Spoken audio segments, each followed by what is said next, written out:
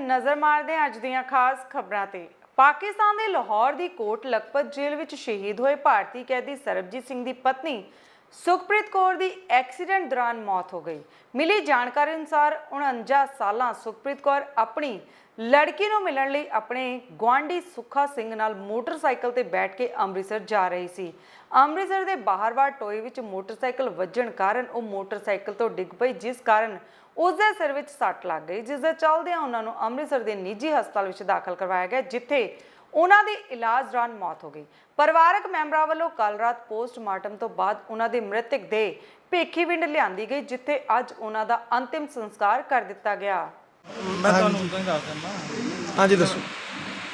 ਮੈਂ ਚੱਲੇ ਸੀਗੇ ਜਲੰਧਰ ਹੀ ਆਂਡੇ ਸੀ ਸਾਡੇ ਕੋਲ ਤੇ ਬੱਸੇ ਆਣਾ ਸੀਗਾ, ਬਟ ਉਹ ਇਧਰ ਮੁੰਡਾ ਹੈਗਾ, ਉਹ ਕਹਿੰਦੇ ਕਿ ਮੈਨੂੰ ਬਾਈਕ ਤੇ ਨਾ ਅੰਮ੍ਰਿਤਸਰ ਛੱਡ ਕੇ ਆਇਆ ਤੇ ਬਾਈਕ ਤੇ ਜਾਣ ਡੇ ਸੀਗੇ। ਤੇ ਜਦੋਂ ਸਵੇਰੇ ਫੋਨ ਕੀਤਾ ਉਹਨਾਂ ਨੂੰ ਕਿ ਕਿੱਥੇ ਪਹੁੰਚੇ, ਤੇ ਉਹ ਮੁੰਡੇ ਨੇ ਫੋਨ ਚੱਕਿਆ, ਕਹਿੰਦਾ ਉਹ ਤਾਂ ਡਿੱਗ ਗਏ ਆ ਬਾਈਕ ਤੋਂ। ਅੱਛਾ ਜੀ। ਹਾਂ, ਤੇ ਫਿਰ ਉਹ ਤੋਂ ਬਾਅਦ ਹਸਪੀਟਲ ਲੈ ਕੇ ਗਿਆ ਤੇ ਡਾਕਟਰ ਦੇ ਨਾਲ ਗੱਲ ਹੋਈ ਹੈ ਤਾਂ ਉਹਨੇ ਸਿੱਧਾ ਵੈਂਟੀਲੇਟਰ ਤੇ ਲਾਤਾ। ਉਹ ਕਹਿੰਦਾ ਸੀਰੀਅਸ ਕੰਡੀਸ਼ਨ ਹੈ। ਬਸ ਫਿਰ ਅਸੀਂ ਪਹੁੰਚੇ ਇੱਥੇ ਤੇ ਡਾਕਟਰ ਤਾਂ ਇਹੀ ਕਹਿਣ ਡਿਆ ਸੀਗਾ ਕਿ ਆਪਣਾ ਕੋਮਾ ਦੇ ਵਿੱਚ ਹੈਗੇ ਆ, ਬਟ ਹੈਗੇ 15% ਚਾਂਸ ਹੈਗੇ ਆ, ਕ੍ਰਿਟੀਕਲ ਆ ਉਹਦਾ।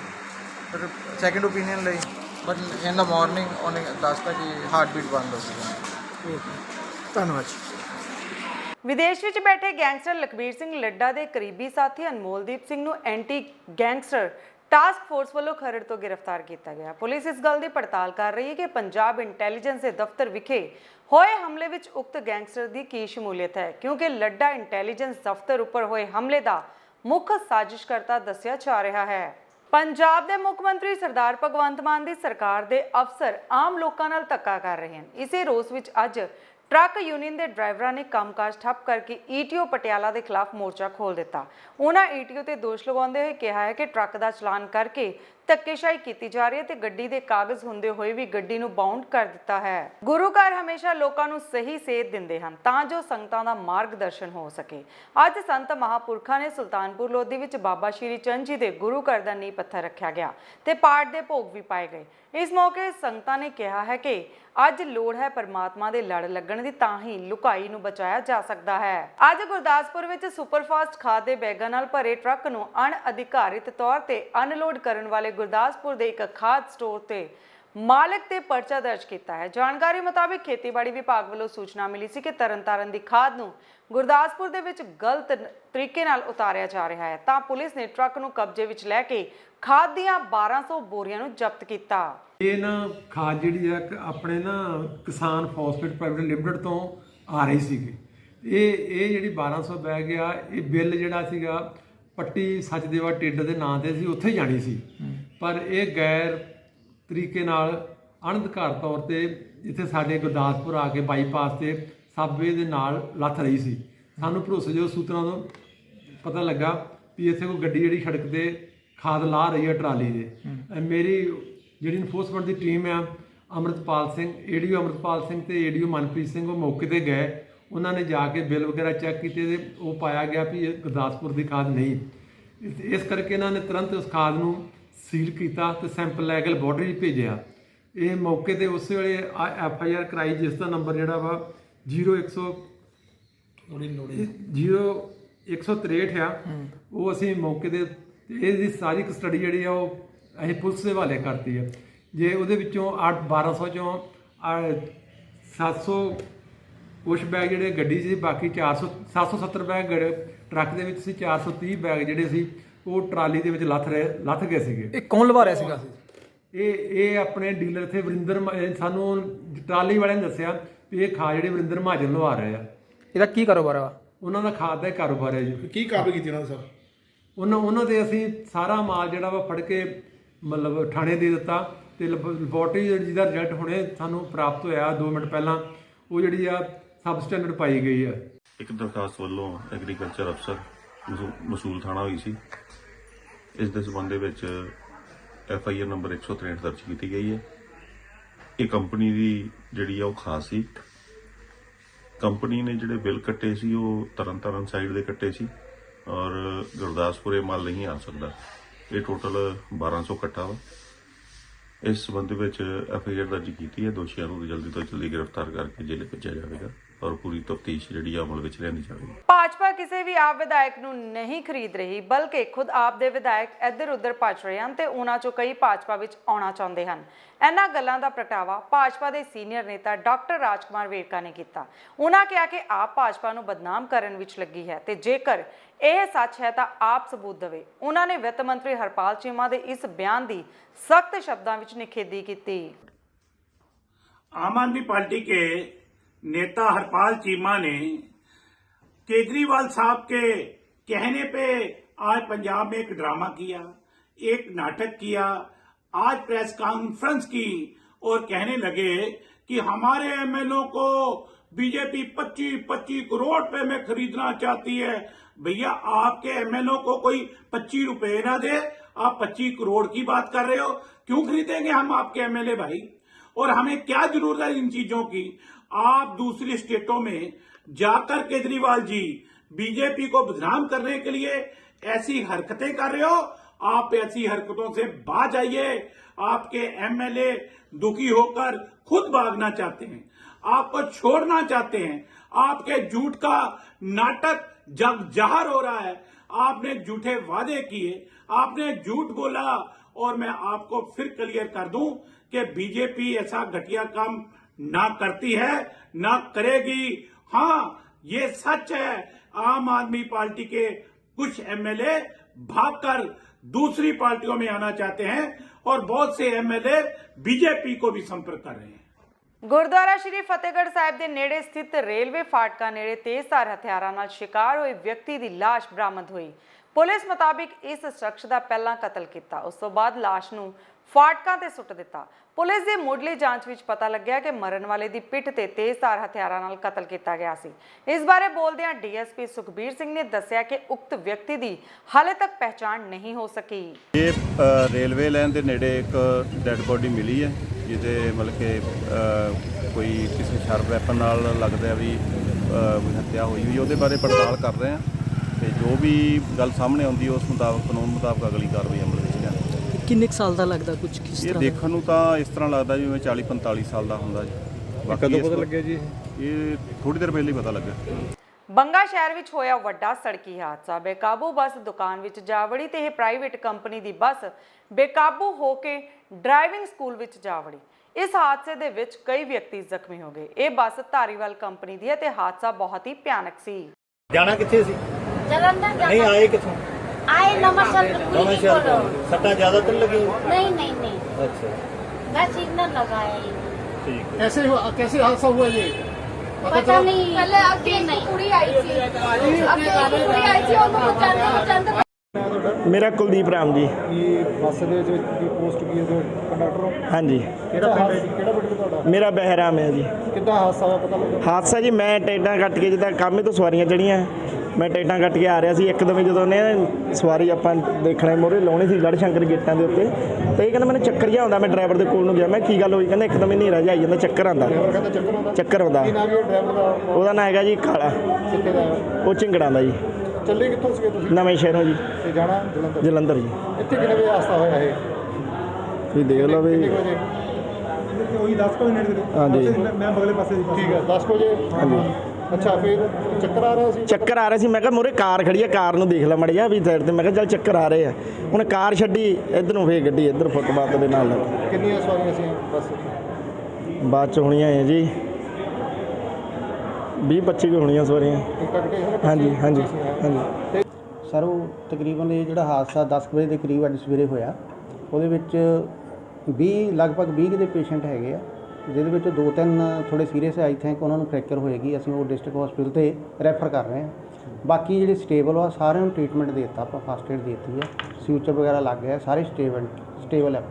ਕੋਈ ਐਸੀ ਸੀਰੀਅਸ ਮਰੀਜ਼ ਜ਼ਿਆਦਾ ਨਹੀਂ ਹੈ। ਕੈਜੁਅਲਟੀ ਕੋਈ ਕੈਜੁਅਲਟੀ ਨਹੀਂ। ਜਿਹੜੇ ਪੇਸ਼ੈਂਟ ਆਏ ਨੇ ਉਹਨਾਂ ਦੇ ਵੈਸੇ ਹਾਲਾਤ ਕੀ ਨੇ ਹੋਣਗੇ? ਸਟੇਬਲ ਹੈ ਜੀ, ਸਾਰੇ ਸਾਰੇ ਸਟੇਬਲ ਸਹੀ। ਤੇ ਜਿਹੜਾ ਉਹਨਾਂ ਦਾ ਕੰਡਕਟਰ ਔਰ ਬੱਸ ਦਾ ਚਾਲਕ ਉਹ ਕੀ ਹੈ? ਉਹ ਵੀ ਥੋੜੇ ਇੰਜਰਡ ਹੈ, ਬਾਕੀ ਉਹ ਵੀ ਠੀਕ ਹੈ। तो पता लगा भी रीज़न किवें एक्सीडेंट होया है?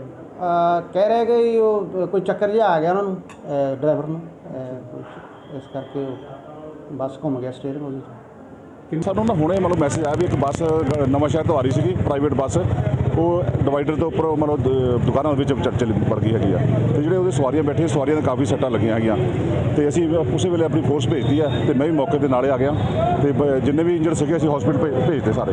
ਕਿੰਨੀ ਸਵਾਰੀ ਸੀ ਮਤਲਬ ਇਹ ਦੱਸਦੇ ਵੀ 8-9 ਸਵਾਰੀਆਂ ਹੈਗੀਆਂ ਜਿਹਨਾਂ ਕਾਫੀ ਸੱਟਾਂ ਲੱਗੀਆਂ, ਬਾਕੀ ਵੈਸੇ ਹਾਲ ਦੀ ਘੜੀ ਵੈਸੇ ਬਚਾਅ ਹੈਗਾ। ਤੇ ਡਰਾਈਵਰ ਕੰਡਕਟਰ ਦੇ ਸਾਡੇ ਆਉਣ ਤੋਂ ਪਹਿਲਾਂ ਦੱਸਿਆ ਵੀ ਕੰਡਕਟਰ ਦੀ ਵੀ ਸੱਟ ਲੱਗੀ ਆ, ਜਿਹੜਾ ਡਰਾਈਵਰ ਹੈਗਾ ਉਹ ਕਹਿੰਦੇ ਮੌਕੇ ਤੋਂ ਨਿਕਲ ਗਿਆ। ਕੋਈ ਪਤਾ ਲੱਗਾ ਉਹਦੇ ਬਾਰੇ ਕਿੱਥੋਂ ਦੇ ਆ? ਹਾਂ ਪਤਾ ਹੁਣ ਪਤਾ ਕਰਦੇ ਹਾਂ ਅਸੀਂ ਕੰਡਕਟਰ ਤੋਂ ਪਤਾ ਕਰਦੇ ਹਾਂ ਵੀ ਕਿੱਥੋਂ ਦੇ, ਇਹਨਾਂ ਦੇ ਡਿਪੂ ਤੋਂ ਪਤਾ ਕਰਦੇ ਹਾਂ, ਜਿਹੜੇ ਬੱਸ ਵਾਲਾ ਦਫ਼ਤਰ ਹੈਗਾ ਨਾ ਇਹਨਾਂ ਤੋਂ ਪਤਾ ਕਰਦੇ ਹਾਂ ਵੀ ਕਿਹੜਾ ਡਰਾਈਵਰ ਸੀਗਾ, ਕਿੰਨੇ ਵਜੇ ਚੱਲਿਆ ਤੇ ਕਿੱਥੇ ਜਾਣਾ ਸੀ ਉਹਨੇ। ਜਿਹੜੇ ਇੰਜਰਡ ਨੇ ਕਿੰਨੇ ਕੁ ਜ਼ਿਆਦਾ ਇੰਜਰਡ ਨੇ ਇਹ ਹੁਣ ਅਸੀਂ ਹਸਪੀਟਲ ਜਾ ਕੇ ਦੇਖਦੇ ਸਾਰਾ ਯਾਰ। ਹੁਸ਼ਿਆਰਪੁਰ ਦੇ ਮਹਿਲਪੁਰ ਅਧੀਨ ਆਉਂਦੇ ਪਿੰਡ ਈਸਪੁਰ ਤੋਂ ਜਿੱਥੇ ਸਿਹਤ ਵਿਭਾਗ ਦੇ ਡਰੱਗ ਇੰਸਪੈਕਟਰ ਨੇ ਇੱਕ ਮੈਡੀਕਲ ਸਟੋਰ ਤੇ ਛਾਪਾ ਮਾਰ ਕੇ 10 ਲੱਖ ਦੇ ਕਰੀਬ ਮੁੱਲ ਦੀਆਂ ਪਾਬੰਦੀਸ਼ੁਦਾ ਦਵਾਈਆਂ ਬਰਾਮਦ ਕੀਤੀਆਂ। ਗੱਲਬਾਤ ਦੌਰਾਨ ਆਲਾ ਅਫਸਰਾਂ ਨੇ ਦੱਸਿਆ ਹੈ ਕਿ ਉਹਨਾਂ ਨੂੰ ਇਸ ਮੈਡੀਕਲ ਸਟੋਰ ਦੀ ਸੂਚਨਾ ਮਿਲੀ ਸੀ ਤੇ ਇਸੇ ਕਰਕੇ ਛਾਪਾ ਮਾਰਿਆ ਗਿਆ। ਬਹਰਹਾਲ ਮਾਮਲਾ ਦਰਜ ਕਰਕੇ ਜਾਂਚ ਸ਼ੁਰੂ ਕਰ ਦਿੱਤੀ ਗਈ ਹੈ। ਡਰੱਗਸ ਕੰਟਰੋਲ ਅਫਸਰ ਮਨਪ੍ਰੀਤ ਸਿੰਘ ਹੁਸ਼ਿਆਰਪੁਰ ਤੋਂ ਅੱਜ ਅਸੀਂ ਰੂਟੀਨ ਇੰਸਪੈਕਸ਼ਨ ਲਈ ਰਾਣਾ ਮੈਡੀਕਲ ਸਟੋਰ ਅੱਡਾ ਈਸਪੁਰ ਵਿੱਚ ਆਏ ਸੀਗੇ। ਰੂਟੀਨ ਇੰਸਪੈਕਸ਼ਨ ਦੌਰਾਨ ਸਾਨੂੰ ਕੁਝ ਨਾਰਕੋਟਿਕ ਡਰੱਗਸ ਜਿਹੜੀਆਂ ਮਿਲੀਆਂ, ਉਸ ਤੋਂ ਬਾਅਦ ਅਸੀਂ police officer ma'am Sukhdeep Kaur ji ਨੂੰ ਇਨਫੋਰਮ ਕੀਤਾ। ਉਸ ਤੋਂ ਬਾਅਦ ਸਾਨੂੰ ਇਹਨਾਂ ਨੇ ਜੁਆਇਨ ਕੀਤਾ, ਚਮਨ ਸਿੰਘ ਜੀ ਨੇ ਨਾਲ ਸਾਨੂੰ ਜੁਆਇਨ ਕੀਤਾ। ਡਿਊਰਿੰਗ ਇੰਸਪੈਕਸ਼ਨ 67 ਟੈਬਲੇਟਸ ਟਰਾਮਾਡੋਲ ਤੇ 17 ਟੈਬਲੇਟ ਜਿਹੜੀਆਂ ਬੁਪਰੀਨੋਰਫਿਨ ਦੀਆਂ ਸਾਨੂੰ ਮਿਲੀਆਂ, ਜੋ ਕਿ NDPS ਦੇ ਅੰਦਰ ਆਉਂਦੀਆਂ ਹੈ ਤੇ ਅਸੀਂ ਉਹ ਇਹਨਾਂ ਨੂੰ ਪੁਲਿਸ ਡਿਪਾਰਟਮੈਂਟ ਨੂੰ ਹੈਂਡਓਵਰ ਕਰਾਂਗੇ। ਉਸ ਤੋਂ ਬਾਅਦ ਡਿਊਰਿੰਗ ਇੰਸਪੈਕਸ਼ਨ ਕੁਝ ਮੈਡੀਕਲ ਸਟੋਰ 'ਤੇ ਜਿਹੜੀਆਂ ਐਕਸਪਾਇਰ ਦਵਾਈਆਂ ਪਾਈਆਂ ਗਈਆਂ, ਜਿਹੜੀ drugs and cosmetic act 1940 the violation ਸੀਗੀਆਂ, ਅਸੀਂ ਫਾਰਮ 16 ਦੇ ਉੱਤੇ ਸੀਜ਼ ਕਰ ਲਈਆਂ। ਉਸ ਤੋਂ ਬਾਅਦ ਇੰਸਪੈਕਸ਼ਨ ਦੇ ਦੌਰਾਨ ਹੀ ਸਾਨੂੰ ਪਤਾ ਲੱਗਾ ਕਿ ਇਹਨਾਂ ਨੇ ਇੱਕ ਅਨਲਾਇਸੈਂਸਡ ਪਲੇਸ ਦੇ ਉੱਤੇ ਜਿਹੜੀ ਹੈਗੀ ਮੈਡੀਸਿਨ ਸਟਾਕ ਕੀਤੀ ਹੋਈ ਹੈ।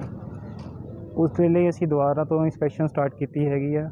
ਇਹਨਾਂ ਦੇ ਚੁਬਾਰੇ ਦੇ ਉੱਤੇ ਜਿਹੜੀ ਦੁਕਾਨ ਹੈਗੀ ਆ, ਅਪਰੋਕਸੀਮੇਟ 10 ਲੱਖ ਦੇ ਕਰੀਬ ਜਿਹੜੀ ਇਹ ਰਿਕਵਰੀ ਹੋਏਗੀ, ਜਿਹੜੀ ਕਿ ਡਰੱਗਸ ਐਂਡ ਕਾਸਮੈਟਿਕ ਐਕਟ 1940 ਦੇ ਅਧੀਨ ਕਾਰਵਾਈ ਕੀਤੀ ਜਾਵੇਗੀ। ਮੀਟਿਆਣਾ ਜ਼ਿਲ੍ਹਾ ਹੁਸ਼ਿਆਰਪੁਰ। ਅੱਜ ਸਾਨੂੰ ਇਤਲਾਹ ਮਿਲੀ ਸੀ ਕਿ ਡਰੱਗ ਇੰਸਪੈਕਟਰ ਸ਼੍ਰੀ ਮਨਪ੍ਰੀਤ ਸਿੰਘ ਵੱਲੋਂ ਪਿੰਡ ਈਸਪੁਰ ਵਿਖੇ ਰਾਣਾ ਮੈਡੀਕਲ ਸਟੋਰ 'ਤੇ ਦਵਾਈਆਂ ਦੀ ਚੈਕਿੰਗ ਕਰਨੀ ਹੈ।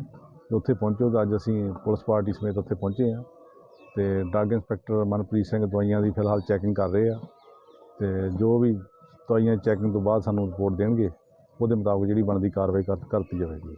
ਮੋਗਾ ਸ਼ਹਿਰ ਦੇ ਵਿਕਾਸ ਵਿੱਚ ਕੋਈ ਕਮੀ ਨਹੀਂ ਛੱਡੀ ਜਾਵੇਗੀ ਤੇ ਹੁਣ ਸ਼ਹਿਰ ਦੀ ਨਿਗਰਾਨੀ ਲਈ CCTV ਕੈਮਰੇ ਲਗਾਏ ਜਾਣਗੇ ਤੇ ਨਾਲ ਹੀ ਸ਼ਹਿਰ ਵਿੱਚ ਨਵੀਆਂ ਲਾਈਟਾਂ ਲਗਾਈਆਂ ਜਾਣਗੀਆਂ। ਇਸ ਲਈ ਹਾਊਸ ਦੀ ਮੀਟਿੰਗ ਵਿੱਚ 70 ਅਤੇ ਮਤੇ ਪਾਸ ਕੀਤੇ ਗਏ। ਇਸ ਖਾਸ ਮੀਟਿੰਗ ਵਿੱਚ ਡਾਕਟਰ ਅਮਨਦੀਪ ਅਰੋੜਾ ਖਾਸ ਤੌਰ ਤੇ ਹਾਜ਼ਰ ਹੋਏ। ਦੇਖੋ ਜੀ, ਅੱਜ ਸਾਡੀ ਪਿਛਲੇ ਕਾਫੀ ਲੰਬੇ ਸਮੇਂ ਤੋਂ ਚੱਲੀ ਆ ਰਹੀ ਜਿਹੜੀ ਆ ਮੰਗ ਸਫਾਈ ਕਰਮਚਾਰੀ ਅਤੇ ਸੀਵਰਮੈਨ ਕਰਮਚਾਰੀਆਂ ਨੂੰ ਆਊਟਸੋਰਸ ਤੇ ਜਿਹੜੇ ਕੰਮ ਕਰ ਰਹੇ ਆ ਪਿਛਲੇ 15 20 ਸਾਲਾਂ ਤੋਂ ਜੀ, ਉਹਨਾਂ ਦੀਆਂ ਅੱਧੀਆਂ ਤੋਂ ਜ਼ਿਆਦਾ ਉਮਰਾਂ ਜਿਹੜਾ ਹੈਗਾ ਵਾ ਇੱਥੇ ਕੰਮ ਕਰਦੇ ਬੀਤ ਗਈਆਂ ਜੀ।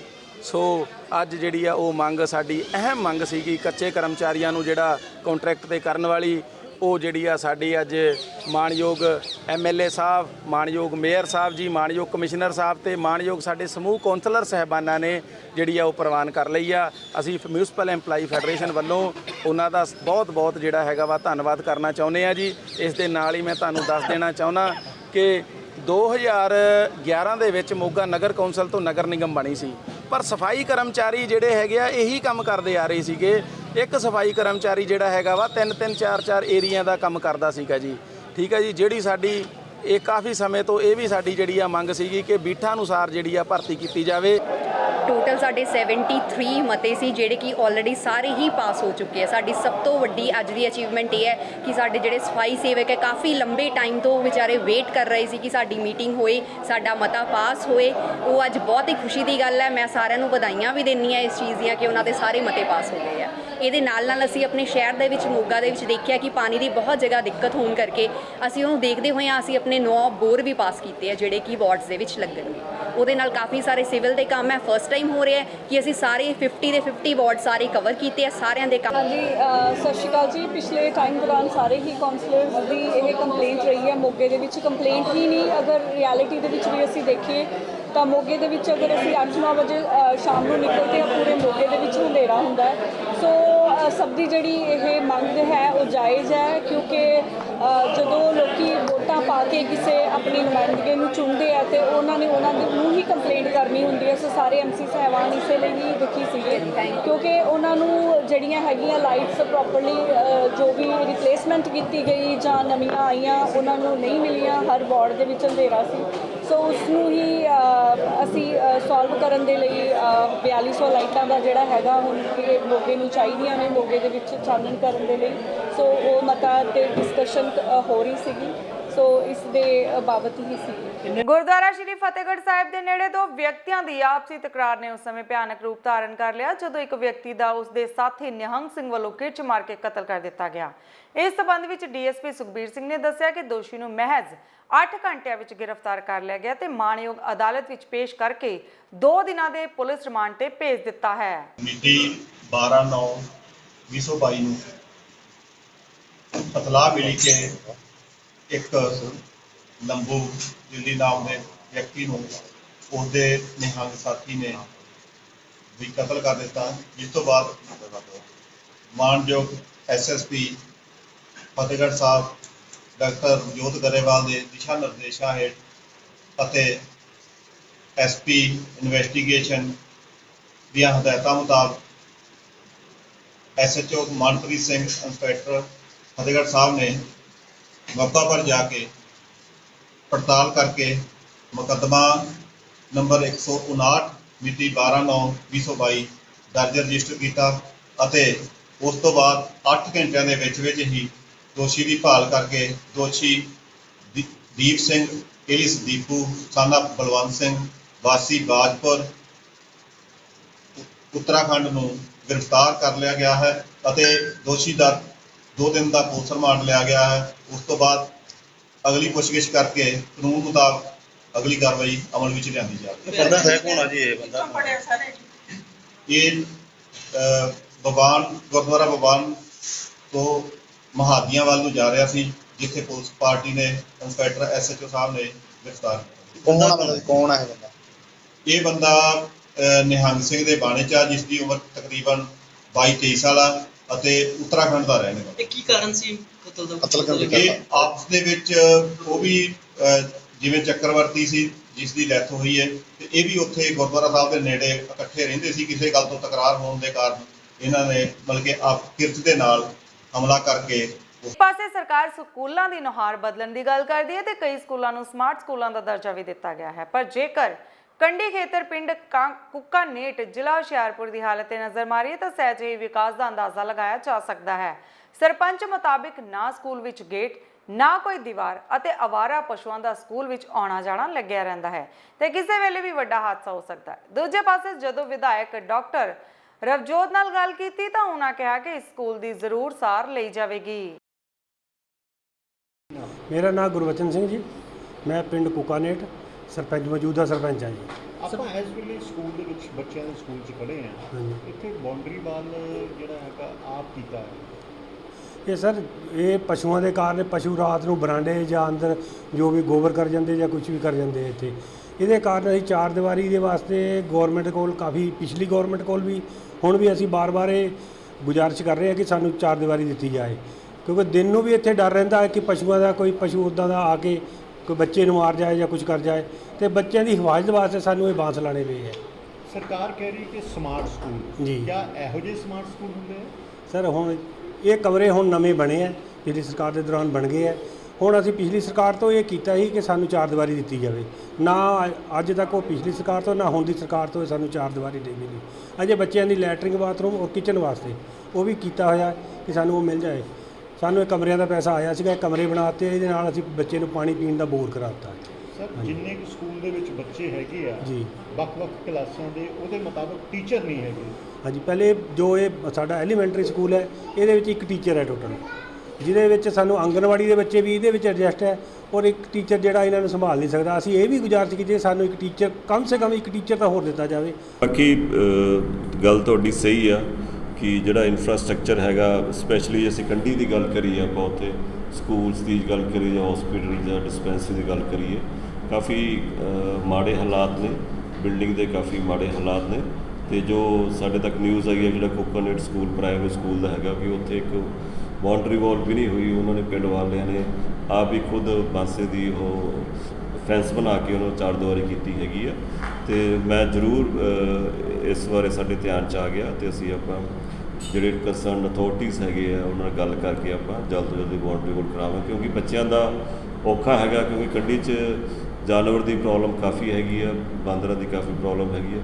ਕੋਈ ਨੁਕਸਾਨ ਨਾ ਹੋ ਜਾਵੇ ਬੱਚਿਆਂ ਨੂੰ, ਅਸੀਂ ਆਪਾਂ ਉਹਨੂੰ ਕਰਾਵਾਂਗੇ। ਤੇ ਦੂਜੀ ਗੱਲ ਹੈ ਕਿ ਉੱਥੇ ਥੋੜ੍ਹਾ ਸਟਾਫ ਦੀ ਵੀ ਕਮੀ ਹੈ, ਉਹ ਵੀ ਆਪਾਂ ਅਸੀਂ ਉਹ ਮੈਟਰ ਆਪਾਂ ਪੁੱਟ ਅਪ ਕਰਕੇ ਛੇਤੀ ਤੋਂ ਛੇਤੀ ਆਪਾਂ ਨੂੰ ਓਕੇ ਕਰਾਵਾਂਗੇ ਜੀ। ਸ਼ਿਵ ਸੈਨਾ ਟਕਸਾਲੀ ਵੱਲੋਂ ਅੱਜ ਲੁਧਿਆਣਾ ਵਿੱਚ ਗਣਪਤੀ ਜੀ ਦੇ ਪ੍ਰੋਗਰਾਮ ਵਿੱਚ ਪੰਜਾਬੀ ਗਾਇਕ ਜੀ ਖਾਨ ਨੇ ਅਸ਼ਲੀਲ ਗਾਣਾ ਕੀ ਗਾਇਆ ਤਾਂ ਉਹ ਵਿਵਾਦਾਂ ਵਿੱਚ ਆ ਗਿਆ। ਇਸ ਮਾਮਲੇ ਤੇ ਹਿੰਦੂ ਸਮੁਦਾਇ ਦੇ ਲੋਕਾਂ ਨੇ ਕਿਹਾ ਹੈ ਕਿ ਇਸ ਗੀਤ ਨਾਲ ਧਾਰਮਿਕ ਭਾਵਨਾਵਾਂ ਨੂੰ ਠੇਸ ਪਹੁੰਚੀ ਹੈ ਤੇ ਇਸੇ ਰੋਸ ਵਿੱਚ ਅੱਜ ਗਾਇਕ ਜੀ ਖਾਨ ਦੇ ਪੋਸਟਰ ਫੂਕ ਕੇ ਰੋਸ ਪ੍ਰਦਰਸ਼ਨ ਕੀਤਾ ਗਿਆ ਤੇ ਖਾਨ ਤੇ ਮੁਕੱਦਮਾ ਦਰਜ ਕਰਨ ਦੀ ਮੰਗ ਕੀਤੀ ਗਈ। ਜੈ ਸ਼੍ਰੀ ਰਾਮ ਜੀ, ਮੈਂ ਸੁਨੀਲ ਕੌਰ ਬੰਟੀ, ਚੇਅਰਮੈਨ ਪੰਜਾਬ ਸ਼ਿਵ ਸੈਨਾ ਟਕਸਾਲੀ ਤੋਂ। ਮੇਰੇ ਨਾਲ ਹਿੰਦੂ ਲੀਡਰ ਮੇਰੇ ਨਾਲ ਆਏ ਆ ਸ਼ਿਵ ਸੈਨਾ ਟਕਸਾਲੀ ਦੇ ਸਾਰੇ ਵੀਰ। ਅੱਜ ਜਿਹੜਾ ਉਹਦਾ ਮਕਸਦ ਸੀ ਪੁਤਲਾ ਪੋਸਟਰ ਫੂਕਣ ਦਾ ਤੇ ਇਹਦੇ ਫੋਟੋਆਂ ਦੇ ਜੁੱਤੀਆਂ ਮਾਰਨ ਦਾ, ਇਹ ਮਕਸਦ ਸੀ ਕਿ ਇਹਨੇ ਬੀਤੇ ਦਿਨੀ ਜਿਹੜਾ ਲੁਧਿਆਣੇ ਦੇ ਵਿੱਚ ਜਨਕਪੁਰੀ ਇਲਾਕੇ ਦੇ ਵਿੱਚ ਗਣੇਸ਼ ਵਿਸਰਜਨ ਪੂਜਨ ਤੇ ਇਹਨੂੰ ਪ੍ਰੋਗਰਾਮ ਤੇ ਸੱਦਿਆ ਸੀ ਧਾਰਮਿਕ ਸਟੇਜ ਤੇ, ਲੇਕਿਨ ਇਹਨੇ ਉਹ ਧਾਰਮਿਕ ਸਟੇਜ ਤੇ ਲੱਚਰ ਗਾਇਕੀ ਗਾਉਂਦੇ ਹੋਏ, ਸ਼ਰਾਬ ਦੇ ਗਾਣੇ, ਚੋਲੀ ਕੇ ਪਿੱਛੇ ਗਾਣੇ, ਇਦਾਂ ਦੇ ਗਾਣੇ ਗਾਉਂਦੇ ਹੋ ਹਿੰਦੂ ਦੇਵੀ ਦੇਵਤਾ ਦਾ ਅਪਮਾਨ ਕਰਦੇ ਹੋ, ਹਿੰਦੂਆਂ ਦੀ ਭਾਵਨਾਵਾਂ ਨੂੰ ਠੇਸ ਪਹੁੰਚਾਈ ਆ। ਜਿਸ ਸੰਬੰਧ ਵਿੱਚ ਅੱਜ ਇਹਦਾ ਇੱਥੇ ਜਲੂਸ ਕੱਢਿਆ ਵਾ ਤੇ ਇਹਦੀ ਚੱਪਲਾ ਮਾਰ ਕੇ ਦੀ ਫੋਟੋ ਦੇ ਦਾ ਇਹਨੂੰ ਦੱਸਿਆ ਵਾ ਕਿ ਹਿੰਦੂਆਂ ਦਾ ਜਦੋਂ ਅਪਮਾਨ ਕਰੇਗਾ ਤੇਰੇ ਚੱਪਲਾਂ ਹੀ ਪੈਣਗੀਆਂ। ਹੁਣ ਜਿਹੜਾ ਅਸੀਂ ਇੱਕ ਜਿਹੜੀ ਇਹਦੇ ਵਿੱਚ ਕੰਪਲੇਂਟ ਜਿਹੜੀ ਇਹਦੇ ਖਿਲਾਫ ਤੇ ਜਿਹਨੇ ਉੱਥੇ ਸੱਦਿਆ ਸੀ ਉਹਦੇ ਖਿਲਾਫ ਕਮਿਸ਼ਨਰ ਸਾਹਿਬ ਨੂੰ ਕੰਪਲੇਂਟ ਦੇਣ ਲੱਗੇ, ਉਹਦੇ ਵਿੱਚ 24 ਘੰਟੇ ਦਾ ਅਲਟੀਮੇਟ ਦੇਣ ਲੱਗੇ ਆ। ਜੇਕਰ 24 ਘੰਟੇ ਜੇ ਪੁਲਿਸ ਪ੍ਰਸ਼ਾਸਨ ਨੇ ਤੇ ਪਰਚਾ ਦਰਜ ਕਰਕੇ ਇਹਨੂੰ ਜੇਲ੍ਹ ਨਾ ਭੇਜਿਆ ਤੇ ਇਹਦੇ ਘਰ ਦੇ ਬਾਹਰ ਡੇਰੇ ਲੱਗਣਗੇ, ਲੋੜ ਪਈ ਤੇ ਇਹਦੇ ਜੁੱਤੀਆਂ ਵੀ ਮਾਰਾਂਗੇ, ਲੋੜ ਪਈ ਤੇ ਇਹਦਾ ਮੂੰਹ ਕਾਲਾ ਵੀ ਕਰਾਂਗੇ ਤੇ ਉਹਦੀ ਫਿਰ ਜ਼ਿੰਮੇਵਾਰੀ ਪ੍ਰਸ਼ਾਸਨ ਦੀ ਹੋਊਗੀ। ਬਿਲਕੁਲ ਅਸੀਂ ਇਹਦੇ ਵਿੱਚ ਦੇਖੋ ਜੀ, ਸਭ ਤੋਂ ਵੱਡਾ ਦੋਸ਼ੀ ਉਹਦੇ ਨਾਲ ਜਿਹੜਾ ਜਿਹਨੇ ਉਹਨੂੰ ਸੱਦਿਆ ਉਹ ਸਟੇਜ ਤੇ ਖੜਾ ਹੋ ਕੇ ਗਾਣੇ ਗਾ ਰਹੇ, ਲੋਕ ਭੰਗੜੇ ਪਾ ਰਹੇ। ਉਹਨੂੰ ਚਾਹੀਦਾ ਸੀ ਭਾਈ ਸਾਹਿਬ ਇਹ ਧਾਰਮਿਕ ਸਟੇਜ ਤੇ ਆਏ ਹੋ, ਜਦੋਂ ਤੁਹਾਡੇ ਕਿਤੇ ਸਟੇਜਾਂ ਲੱਗਦੀ ਉੱਥੇ ਜੋ ਮਰਜ਼ੀ ਫੰਕਸ਼ਨ ਕਰੋ, ਉੱਥੇ ਜੋ ਮਰਜ਼ੀ ਗਾਣੇ ਗਾਓ, ਧਾਰਮਿਕ ਸਟੇਜ ਤੇ ਸਿਰਫ ਧਾਰਮਿਕ ਗਾਣੇ ਗਾਣੇ ਚਾਹੀਦੇ ਆ। ਦੂਜੀ ਗੱਲ ਸਭ ਤੋਂ ਇਹਦੀ ਗਲਤੀ ਵੀ ਅਸੀਂ ਮੰਨਾਂਗੇ, ਲਗਾਤਾਰ ਇਹਨੂੰ ਪਤਾ ਵਾ ਹਿੰਮਤ ਸਿੰਗਰ ਹੀ ਹੈ ਨਾ, ਇਹਨੂੰ ਪਤਾ ਵਾ ਕਿ ਜਦੋਂ ਵੀ ਇਦਾਂ ਦੀ ਕੋਈ ਗੱਲ ਹੁੰਦੀ, ਮੈਂ ਕਿਤੇ ਵੀ ਸਟੇਜ ਤੇ ਇਦਾਂ ਦੇ ਗਾਣੇ ਗਾਏ ਜਾਂਦੇ ਆ ਤਾਂ ਹਮੇਸ਼ਾ ਹਿੰਦੂ ਧਰਮ ਦੀ ਭਾਵਨਾਵਾਂ ਨੂੰ ਠੇਸ ਪਾਉਂਦੀ। ਪਿਛਲੇ ਦਿਨ ਹੀ ਮਾਸਟਰ ਸਲੀਮ ਨੇ ਵੀ ਇਸੇ ਕਰਕੇ ਮਾਫੀ ਮੰਗੀ। ਚਲੋ ਫਰਮਾਇਸ਼ ਕੀਤੀ ਹੈ, ਪਰ ਆਪਣਾ ਜਿਹੜੇ ਸਿੰਗਲ ਦਾ ਆਪਣਾ ਦਿਮਾਗ ਵੀ ਹੋਣਾ ਚਾਹੀਦਾ। ਇਹਦੀ ਬੁੱਧੀ ਥੋੜੀ ਭ੍ਰਿਸ਼ਟ ਹੋ ਗਈ, ਇਹਦਾ ਦਿਮਾਗ ਥੋੜੀ ਖਰਾਬ ਹੋ ਗਿਆ ਕਿ ਮੈਂ ਧਾਰਮਿਕ ਸਟੇਜ ਤੇ ਆਇਆ ਤੇ ਮੈਂ ਉੱਥੇ ਸ਼ਰਾਬ ਵਾਲੇ ਗਾਣੇ ਗਾਊਂਗਾ, ਕਿਸੇ ਦੇਵੀ ਦੇਵਤਾ ਦੇ ਉੱਥੇ ਸਟੇਜ ਤੇ ਗਿਆ ਹਾਂ, ਉੱਥੇ ਧਾਰਮਿਕ ਪ੍ਰੋਗਰਾਮ ਤੇ ਗਿਆ। ਇਹਦੀ ਆਪਣੀ ਬੁੱਧੀ ਭ੍ਰਿਸ਼ਟ ਹੋ ਗਈ, ਇਹਦਾ ਦਿਮਾਗ ਖਰਾਬ ਹੋ ਗਿਆ, ਤਾਂ ਕਰਕੇ ਇਦਾਂ ਦੇ ਗਾਣੇ ਗਾ ਕੇ ਨੇ ਹਿੰਦੂ ਦੇਵੀ ਦੇਵਤਾ ਦਾ ਜਿਹੜਾ ਅਪਮਾਨ ਕੀਤਾ, ਹਿੰਦੂਆਂ ਦੀ ਭਾਵਨਾਵਾਂ ਨੂੰ ਠੇਸ ਪਹੁੰਚਾਈ। ਉਹਦੇ ਸੰਬੰਧ ਵਿੱਚ ਇੱਥੇ ਪਰਚਾ ਦਰਜ ਕਰਾਉਣ ਦੀ ਮੰਗ ਕੀਤੀ ਗਈ। ਮਾਮਲਾ ਜਲੰਧਰ ਵੈਸਟ ਦੇ ਬਸਤੀ ਸ਼ੇਖ ਦੇ ਸ਼ਮਸ਼ਾਨ ਘਾਟ ਦਾ ਹੈ, ਜਿੱਥੇ ਇੱਕ ਵਿਅਕਤੀ ਦਾ ਸੰਸਕਾਰ ਕਰਨ ਲੱਗੇ ਸੀ ਅਤੇ ਉਸ ਦੇ ਪਰਿਵਾਰਕ ਮੈਂਬਰਾਂ ਵੱਲੋਂ ਇਲਜ਼ਾਮ ਲਗਾਇਆ ਗਿਆ ਕਿ ਉਸ ਦਾ ਕਤਲ ਕੀਤਾ ਗਿਆ, ਪਰ ਕਿਹਾ ਇਹ ਜਾ ਰਿਹਾ ਹੈ ਕਿ ਉਸਨੇ ਫਾਹਾ ਲਗਾ ਕੇ ਖੁਦਕੁਸ਼ੀ ਕੀਤੀ ਹੈ ਤੇ ਪਰਿਵਾਰ ਵਿਵਾਦਤ ਬਿਆਨ ਦੇ ਰਹੇ ਹਨ। ਬਹਰਹਾਲ ਪੁਲਿਸ ਇਸ ਮਾਮਲੇ ਦੀ ਜਾਂਚ ਕਰ ਰਹੀ ਹੈ ਕਿ ਮਾਮਲਾ ਹੈ ਕੀ। ਨਸ਼ੇ ਕਰਦਾ ਮਾਰਨ ਦੇ ਨਿਸ਼ਾਨ ਕਰਦੇ ਪਰ ਬੱਟ ਜਿਹੜੇ ਨਿਸ਼ਾਨ ਧੋਣ ਤੇ ਪਏ ਆ ਜਾਂ ਪਿੰਡਾਂ ਦੇ ਵਿੱਚ ਦੇਖ ਸਕਦੇ ਹੋ, ਮੁੰਡੇ ਨੂੰ 15 ਮਿੰਟ ਦੀ ਸਾਈਡ ਤੇ ਖੜੋ ਇਹ ਨਿਸ਼ਾਨ ਕਿਉਂ ਨਹੀਂ? ਇਹਨਾਂ ਵੱਲੋਂ ਕਿਹਾ ਜਾ ਰਿਹਾ ਉਹਨੇ ਫਾਹਾ ਲਿੱਤਾ ਸੀਗਾ, ਰੱਸੀ ਦੇ ਨਿਸ਼ਾਨ ਆ। ਚਾਚੀ ਦੇ ਬੇਟਾ ਮਾਰਿਆ ਗਿਆ ਵਾ, ਇਹਦੇ ਭਰਾ ਨੇ ਸਵੇਰੇ ਹੁਣ ਦੱਸਿਆ ਜੋ ਸੰਸਕਾਰ ਕਰਨ ਲੱਗੇ ਆ। ਕੀ ਨਾਮ ਮੁੰਡੇ ਦਾ? ਜਿਹੜੀ ਰੱਸੀ ਵਾਲੀ ਉਹਦਾ ਨਾਂ ਕੀ? ਕੀਮਤੀ ਸੋਨੂੰ ਨੇ ਕੰਪਲੇਂਟ ਕੀਤੀ, ਰੋਣ ਲੱਗ ਪਿਆ। ਮੈਂ ਕੀ ਕਹਿੰਦਾ ਮੇਰਾ ਭਰਾ ਮਾਰਿਆ ਇਹਨਾਂ ਨੇ, ਘਰ ਹੀ ਬੋਲਣ ਦਿਆ ਸੀ। ਮਾਰਿਆ ਕਿਹਨਾਂ ਨੇ ਮਾਰਿਆ? ਆਪਣੀ ਭੈਣਾਂ ਦੇ ਨਾਲ ਖਾਉਂਦਾ, ਉਹ ਭੈਣਾਂ ਨੇ ਮਾਰਿਆ। ਕਹਿੰਦਾ ਮੈਨੂੰ ਵੜਨ ਨਹੀਂ ਦੇਣਾ ਇੱਥੇ। ਉਹ ਭੈਣਾਂ ਕਹਿੰਦਾ ਮੈਨੂੰ ਭੈਣਾਂ ਨੇ ਮਾਰਿਆ ਵਾ, ਕਹਿੰਦਾ ਡਰ ਮੈਨੂੰ ਵੀ ਮੈਨੂੰ ਨਾ ਮਾਰ ਦਿੰਦਾ। ਮੈਂ ਤੂੰ ਬੋਲ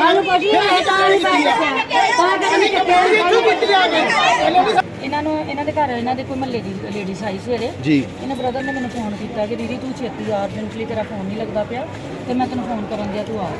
ਮੈਂ ਕਿਹਾ ਭਾਈ ਕੋਈ ਮਤਲਬ ਕੋਈ ਪ੍ਰੋਬਲਮ ਹੈ ਮੈਨੂੰ ਦੱਸ, ਕੋਈ ਟੈਨਸ਼ਨ ਵਾਲੀ ਗੱਲ। ਕਹਿੰਦੇ ਟੈਨਸ਼ਨ ਵਾਲੀ ਗੱਲ ਨਹੀਂ, ਤੁਸੀਂ ਘਰ ਆਓ। ਮੈਂ ਇਹਨਾਂ ਦੇ ਘਰ ਗਈ ਹਾਂ, ਕਹਿੰਦੇ ਕਿ ਭਾਜੀ ਦੀਦੀ ਇਦਾਂ ਦਾ ਨਾ ਇਹਨਾਂ ਦੇ ਨਾ ਮੁੰਡੇ ਦਾ ਮਾਰ ਦਿੱਤਾ ਤੇ ਇਹਨਾਂ ਨੇ ਮੁੰਡਾ ਤੇ ਮੈਨੂੰ ਮਹੱਲੇ ਵਾਲਿਆਂ ਨੂੰ ਸਾਰਿਆਂ ਨੂੰ ਪਤਾ, ਪਰ ਮਹੱਲੇ ਵਾਲੇ ਚੁੱਪ ਬੈਠੇ ਨੇ ਤੇ ਇਹ ਵੀ ਟੈਨਸ਼ਨ ਦੇ ਵਿੱਚ ਨੇ, ਸਵੇਰ ਦਾ ਨਾਂ ਨਹੀਂ ਲੈਂਦੇ ਪਏ ਵੀ ਕੀ ਹੋਇਆ ਗੁੰਮ-ਸੁੰਮ ਨੇ। ਮੈਂ ਇਹਨਾਂ ਨੂੰ ਕਿਹਾ, ਮੈਂ ਕਿਹਾ ਭਾਜੀ ਵੀ ਆਪਾਂ ਆਪੇ ਕਿੱਦਾਂ ਚੱਲ ਜਾਈਏ? ਕਹਿੰਦੇ ਇਹਨਾਂ ਨੇ ਸਾਨੂੰ ਅਜੇ ਤੱਕ ਕੋਈ ਇਤਲਾਹ ਨਹੀਂ ਕੀਤੀ ਵੀ ਜਾਂ ਮਰ ਗਿਆ ਜਾਂ ਕੋਈ ਇੱਦਾਂ ਦੀ ਕੋਈ ਕਾਰਵਾਈ ਵੀ ਕਿੱਦਾਂ ਆਪਾਂ ਕਰੀਏ। ਮੈਂ ਕਿਹਾ ਭਾਜੀ ਅਸੀਂ ਬੁਰਿਆ ਨਹੀਂ ਬਣਨਾ ਜਾ ਕੇ, ਇਹਨਾਂ ਨੂੰ ਚਾਹੀਦਾ ਪਹਿਲੇ ਸਾਡੇ ਤੱਕ ਕੋਈ ਮੈਸੇਜ ਆਵੇ ਫਿਰ ਅਸੀਂ ਜਾਂਦੇ ਚੰਗੇ ਲੱਗਦੇ। ਮੈਂ ਕਿਹਾ ਨਹੀਂ ਨਮਨ ਰਹਿੰਦਾ, ਇਹਦੀ ਮੰਮੀ ਨਾ ਰੋਣ ਦਈ ਦੀ ਹੈ ਵੀ ਉਹ ਅੱਗੇ ਹੀ ਨਸ਼ਿਆਂ ਦੇ ਵਿੱਚ ਪੱਟੇ ਦੇ ਨੇ ਤੇ ਪਤਾ ਨਹੀਂ ਕੀ ਹੋ ਗਿਆ ਕੀ ਨਹੀਂ, ਮਕਲੇਸ਼ ਮੁੱਕਦਾ ਨਹੀਂ ਹੈ ਨਾ। ਮੈਂ ਫੇਰ ਕਿਹਾ ਮੈਂ ਫੇਰ ਸਕੂਟਰੀ ਚੱਕੀ, ਮੈਂ ਗਈ ਇਹਨਾਂ ਦਾ ਡੈਡੀ ਮੁੰਡਾ ਜਿਹੜਾ ਮੁੱਕਾ ਨਾ, ਤੇ ਡੈਡੀ ਬਾਹਰ ਖੜਾ। ਮੈਂ ਕਿਹਾ ਮਾਮਾ ਜੀ ਨਮਸਤੇ। ਕਹਿੰਦੇ ਨਮਸਤੇ ਪੁੱਤਰ। ਮੈਂ ਕਿਹਾ ਮਾਮਾ ਜੀ ਹੱਥ ਨਹੀਂ ਜੋੜੀ ਦੇ, ਮੈਨੂੰ ਦੱਸੋ ਵੀ ਕੀ ਗੱਲ, ਕੋਈ ਟੈਨਸ਼ਨ ਵਾਲੀ ਗੱਲ ਹੈ? ਕਹਿੰਦੇ ਨਹੀਂ ਕੋਈ ਟੈਨਸ਼ਨ ਨਹੀਂ। ਮੈਂ ਕਿਹਾ ਦੇਖ ਲਓ ਕੋਈ ਟੈਨਸ਼ਨ ਵਾਲੀ ਗੱਲ ਤਾਂ ਨਹੀਂ? ਕਹਿੰਦੇ ਨਹੀਂ। ਮੈਂ ਇੱਦਾਂ ਹੀ ਨੇ, ਮੈਂ ਇਹਨਾਂ ਦੇ ਘਰ ਨਹੀਂ ਪਰਤ ਕੇ ਆਈ, ਮੈਂ ਆਪਣੇ ਘਰ ਚਲੀ ਗਈ ਹੈ ਨਾ। 15 ਮਿੰਟ ਬਾਅਦ ਜਾ ਕੇ ਨਾ ਮੈਨੂੰ ਭਾਜੀ ਨੇ ਫੋਨ ਕੀਤਾ, ਕਹਿੰਦਾ ਦੀਦੀ ਉਹੀ ਗੱਲ ਹੋ ਗਈ ਹੈ ਜਿਹੜੀ ਸਾਨੂੰ ਉਹਨਾਂ ਨੇ ਆ ਕੇ ਦੱਸੀ ਹੈ। ਮੈਂ ਕਿਹਾ ਹੁਣ ਭਾਜੀ ਕਹਿੰਦਾ ਤੁਸੀਂ ਆ ਜਾਓ। ਮੈਂ ਆਉਣ ਤੋਂ ਪਹਿਲੇ ਮੈਂ ਭਾਜੀ ਥੱਲੇ ਨੂੰ ਫੋਨ ਕੀਤਾ, ਮੈਂ ਕਿਹਾ ਭਾਜੀ ਤੁਸੀਂ ਪਹੁੰਚੋ ਫਟਾਫਟ, ਪਤਾ ਨਹੀਂ ਕੀ ਹੋ ਰਿਹਾ ਕੀ ਨਹੀਂ। ਮੈਂ ਪਹੁੰਚੀ ਨਹੀਂ, ਮੇਰੇ ਜਾਣ ਦੀ ਦੇਰ ਹੋਈ ਆ। ਬ੍ਰਦਰ ਜਿਹੜਾ ਇਹਨਾਂ ਦਾ ਕੀ ਉਹਦਾ ਨਾਮ ਕੀਮਤੀ ਜਿਹੜਾ ਨਾ, ਉਹ ਮੈਨੂੰ ਕਹਿੰਦਾ ਦੀਦੀ ਮੇਰੇ ਗੱਲ ਲਾ ਕੇ ਕਹਿੰਦਾ ਤੂੰ ਮੇਰੀ ਭੈਣੀ ਇਹਨਾਂ ਗਸਤੀਆਂ ਨੂੰ ਮੈਂ ਵੜਨ ਨਹੀਂ ਦੇਣਾ।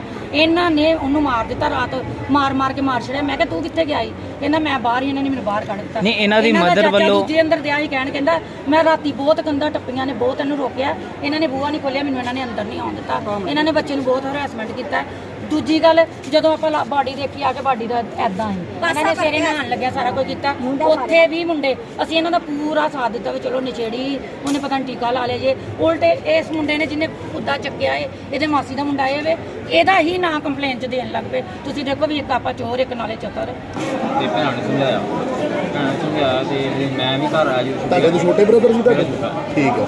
ਜਦੋਂ ਮੈਂ ਕੰਮ ਤੋਂ ਘਰ ਆਇਆ ਤੇ ਮੈਨੂੰ ਇਹ ਬੋਲੇ ਕੋਈ ਗਲਤ ਕੰਮ ਕਰਦੇ, ਇੱਦਾਂ ਕਰਦੇ ਉੱਦਾਂ ਕਰਦੇ, ਤਾਂ ਘਰੋਂ ਜਾਓ। ਮੈਂ ਭਾਜੀ ਘਰੋਂ ਉੱਥੋਂ ਨਿਕਲ ਕੇ ਆਪਣੀ ਫੈਕਟਰੀ ਆਏ ਕੰਮ ਕਰਦਾ ਪਿਆ। ਰਾਤੀ ਸਵੇਰੇ ਨੂੰ ਮੈਨੂੰ ਫੋਨ ਆਇਆ, ਕਹਿੰਦੇ ਕਿ ਤੁਹਾਡੇ ਘਰ ਕੋਈ ਮੈਨੂੰ ਹੁਣ ਇਹ ਘਰ ਆਏ।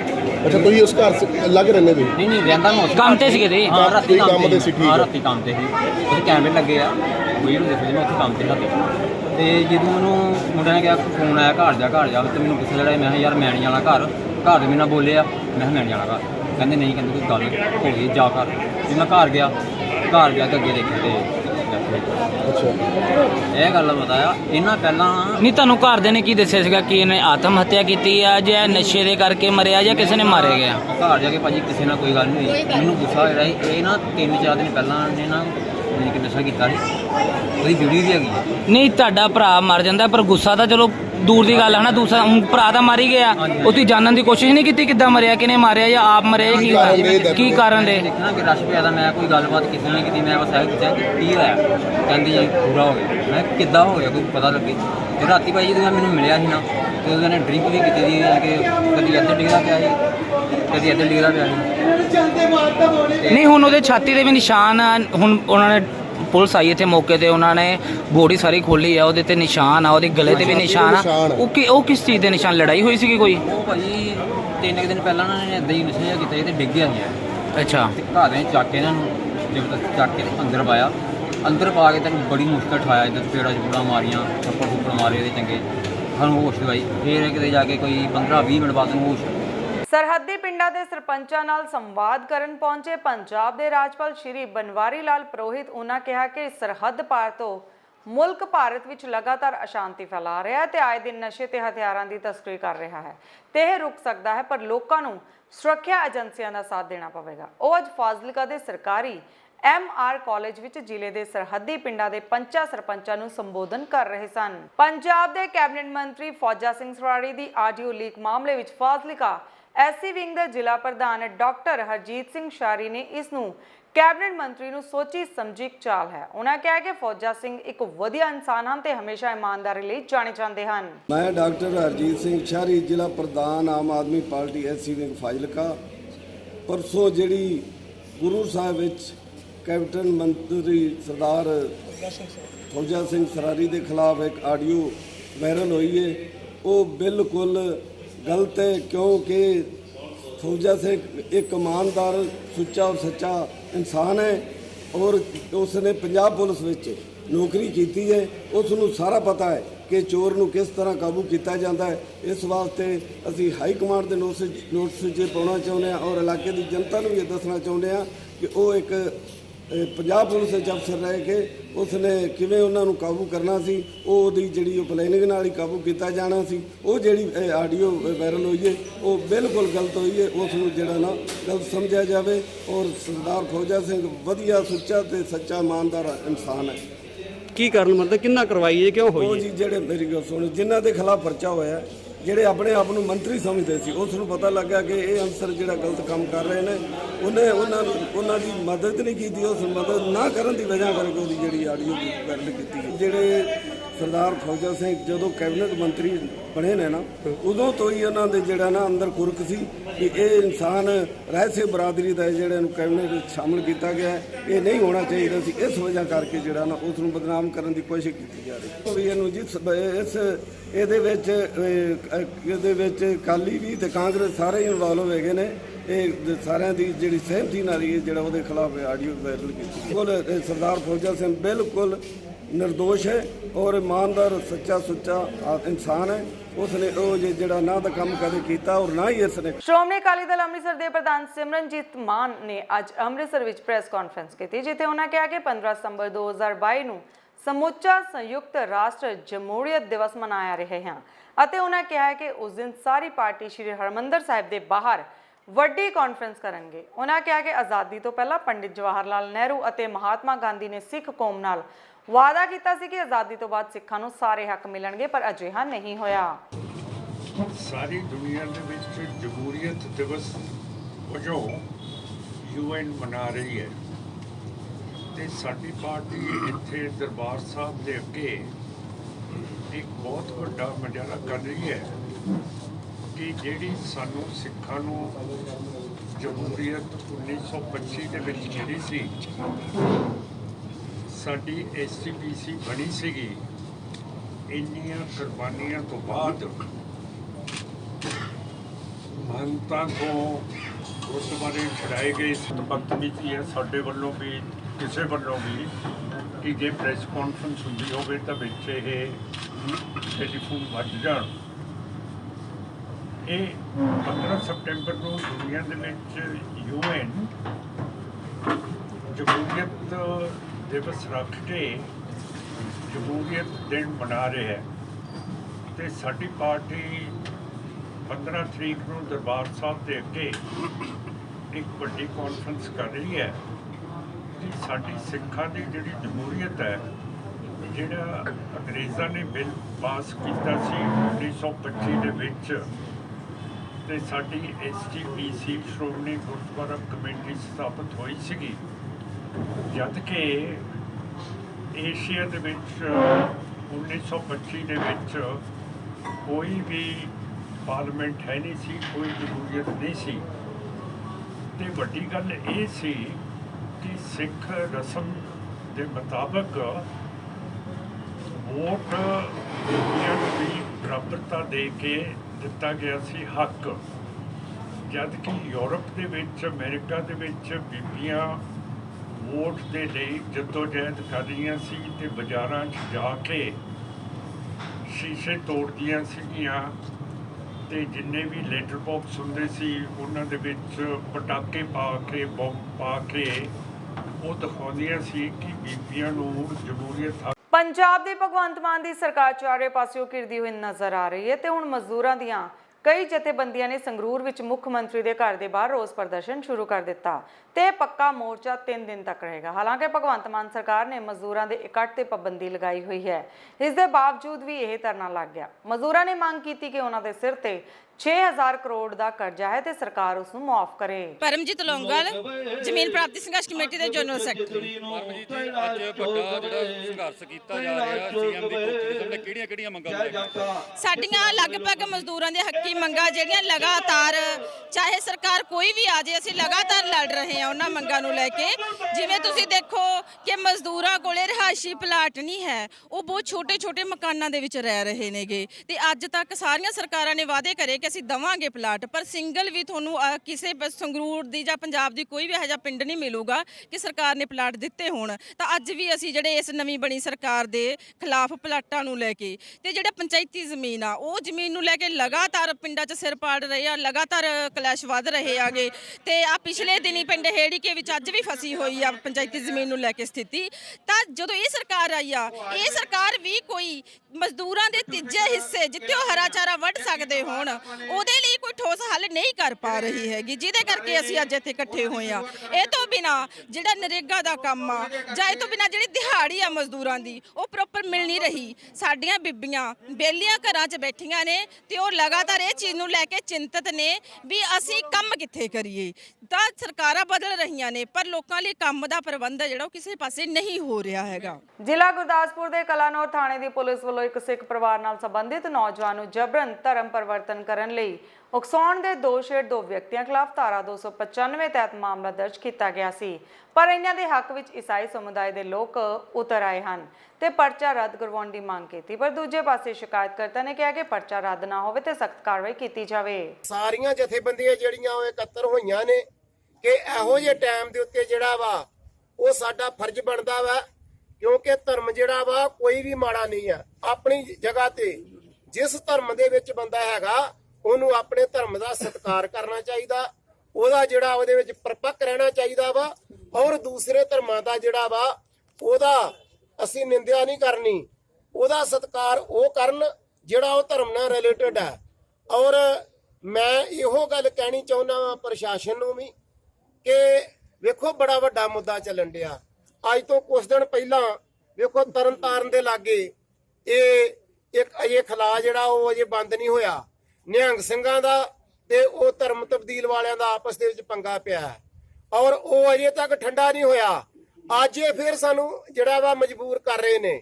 ਮੈਂ ਗੱਲ ਇਹ ਦਾਅਵੇ ਨਾਲ ਕਹਿ ਦਿਆਂ ਕਿ ਜੇ ਤੁਸੀਂ ਇਹੋ ਜਿਹਾ ਕੰਮ ਕਰਨਾ ਵਾ ਤੇ ਮੈਂ ਚੈਲੰਜ ਕਰਦਾ ਕਿ ਸਾਡੇ ਵਾਸਤੇ ਗੁੱਟ ਗਲਾ ਤੇ ਕਾਟਾ ਇਹ ਲਾਉਣਾ ਕੋਈ ਏਡੀ ਔਖੀ ਗੱਲ ਨਹੀਂ ਹੈ ਜੇ ਸਾਨੂੰ ਮਜਬੂਰ ਕਰੋਗੇ। ਪੀਟਰ ਚੀਦਾ ਹੈ ਜੀ, ਪ੍ਰਧਾਨ ਪੰਜਾਬ ਕ੍ਰਿਸਚਨ ਫੈਡਰੇਸ਼ਨ।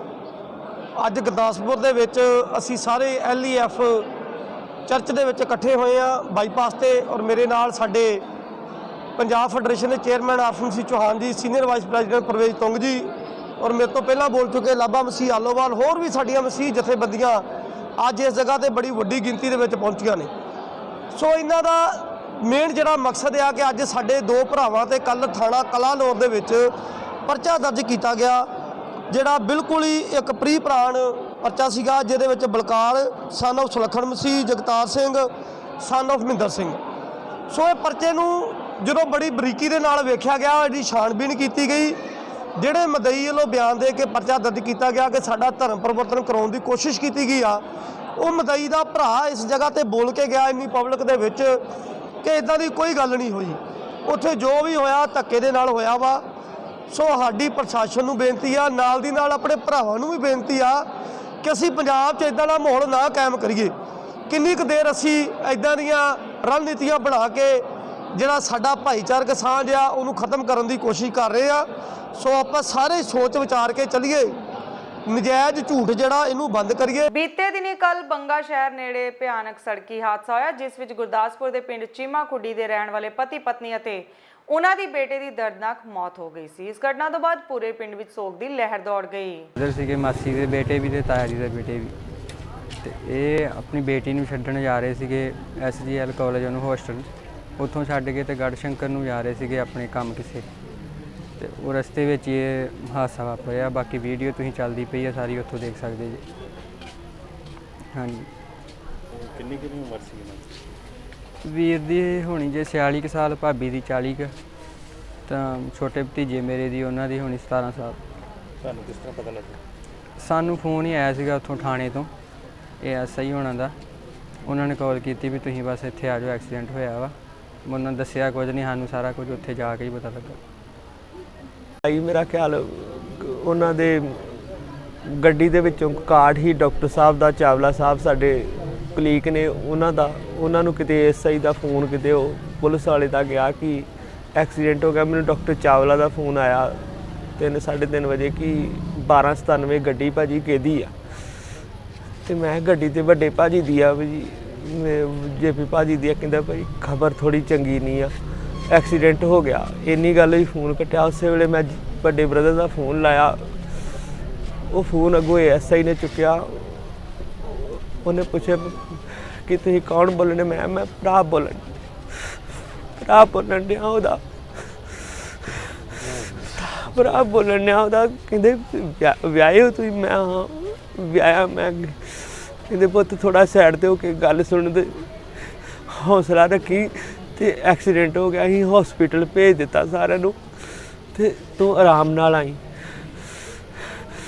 ਮੈਂ ਪੁੱਛਿਆ ਮੈਂ ਭਾਜੀ ਕੀ ਹਾਲ ਆ ਮੇਰੇ ਭਰਾ ਭਰਜਾਈ ਦਾ ਤੇ ਮੇਰੇ ਪੁੱਤ ਦਾ ਕਹਿੰਦੇ ਪੁੱਤ ਤੂੰ ਧਿਆਨ ਨਾਲ ਆਈ, ਉਹ ਧਿਆਨ ਨਾਲ ਹੀ ਕਹਿੰਦੇ ਰਹੇ ਹੋਏ, ਮੈਨੂੰ ਦੱਸਿਆ ਨਹੀਂ ਮੇਰਾ ਰੱਬ ਵਰਗਾ ਭਰਾ ਸਾਰਾ ਪਰਿਵਾਰ ਚਲ ਗਿਆ। ਐਕਸੀਡੈਂਟ ਤੋਂ ਪਹਿਲਾਂ ਗੱਲਬਾਤ ਹੋਈ?